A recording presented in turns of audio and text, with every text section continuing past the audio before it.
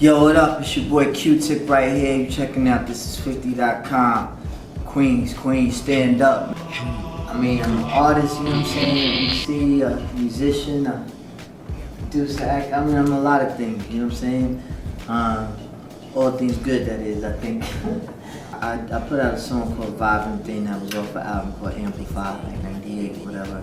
You know, Clive Davis, you know, legendary dude, he signed me over at Arista.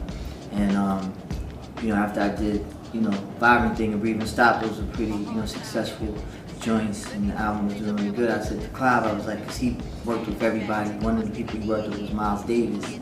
And he did this album called Bitches Brew in 1970, and it was considered to be like the first fusion album, like a jazz fusion album. It was like straight up jazz mixed with like rock and funk. So it was considered to be the first of its kind. So I said to Clive, you know, I'm gonna do something like that for hip hop, you know what I'm saying?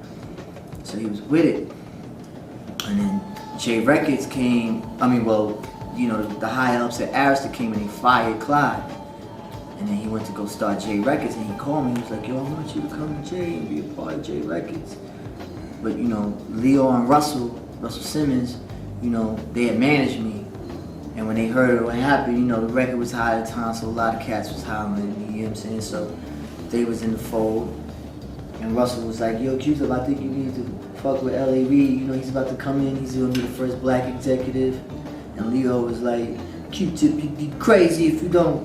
You need to get down with L.A. with the fresh blood. He's going to put your shit in the smash, you know? So, you know, I love those two dudes, you know what I'm saying? They was like my managers in this game, you know what I'm saying? So I did it, you know what I'm saying? And I started rocking with L.A. Reid, so I gave the album to him, and he dug it and shit, and started sending it out to press, whatever. We had great reviews that came back. So I think, you know, he was listening to it, he's like, damn, I think I'm gonna really give this album a shot. He was like, yo, I don't really hear no singles, so you need to go back in and do some singles. So I was like, alright. So I went in the lab and knocked out, tried to do some shit, and I brought it to him, you know what I mean? When I played it for him, he kinda just did the same thing, just puffing a cigar and beat, like, I was like, yo, so he was like, I was like, yo, man, you cool, but I gotta bounce, you know what I'm saying? I can't be in this situation, you know what I'm saying? Because I saw it was going, like, he didn't really want to say it, that he wasn't really hearing it, but that's what it was, so I just bounced. And when I bounced, you know what I'm saying, more and more people started hearing about this album, and hearing songs from it started getting leaked from when they released it to press. And it started to be like this big thing about it, like it was just like an underground thing, like there was like a little petition that they did online, a couple thousand people signed, wanting to get it released, and you know, it just started to become this groundswell. People started saying, yo, you heard that Lost Q-Tip album and shit, and all this stuff. So then, you know, I stayed on the case and tried to find out where the masters were and whatever, so I came and I had a meeting up here at Sony because Barry Weitzman, I know him from the Tribe days.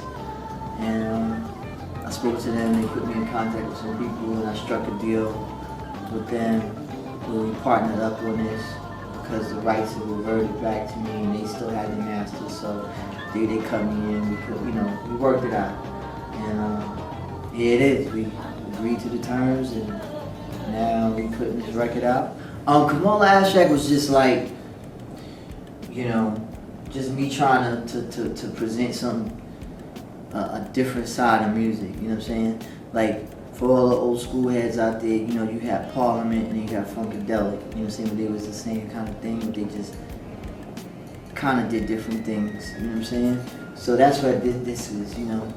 So I got Q-Tip working over at Universal Motown, and now I got Kamaal The Abstract putting it over here at Sony, you know what I'm saying? So the one I ain't do yet is my favorite one. I ain't did that. But up to this point, to answer your question, I guess the one, I don't have a favorite one that I've recorded yet, you know? I guess Nas One Love was a joint, you know, the Mobb Deep, the whole Infamous album, the joints that they're in. I mean, there's joints, you know, so the Tribe joints. I think that's hurt hip-hop, is that we've become so concentrated and fixated on being businessmen and businesswomen that we forget about what we're in business for, which is the bass and treble clef, the music, you know what I mean? I think one of the most important things I learned about it, I think I said it, like industry rule number 4080, record company people are shady. That's probably one of the most valuable things. Like if you understand the environment that you're in, you can exist within it. You know what I mean? Right. So if you understanding the mind state of the people you fucking with or what you're dealing with, you'll be able to not get as bent out of shape about people's movements, because you'll understand it, and then you'll prepare yourself for it, and you'll deal with people in certain ways that you don't get too invested in shit. You know what I mean? Right. I'm still putting out records, and people are still interested in what I have to say. You know, so I'm blessed, man. I wouldn't change it for nothing, man. I'm thankful, man. Especially coming from where I come from Queens. You know, I'm just happy to be here still. I still like pinch myself. Well, I'm putting this album out, the Kamaal The Abstract, that's coming out September 15th. You know what I'm saying? This is the lost Q-Tip album here that everybody is talking about is finally coming. Then I'm getting ready to start the next album. That'll be out next year. That'll be out like next summer. What up? It's your boy Q-Tip right here, and you're checking out Thisis50.com.